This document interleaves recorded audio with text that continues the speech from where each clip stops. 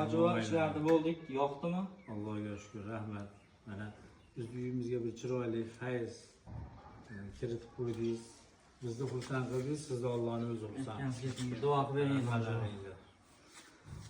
Amin. Parvardigoro.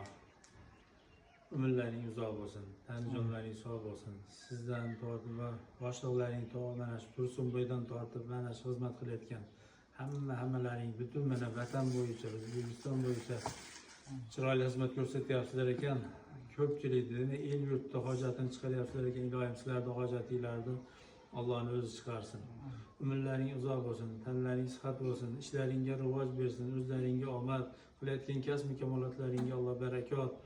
Ilohim baxtlaring butun, rizqlaring butun bo'lsin.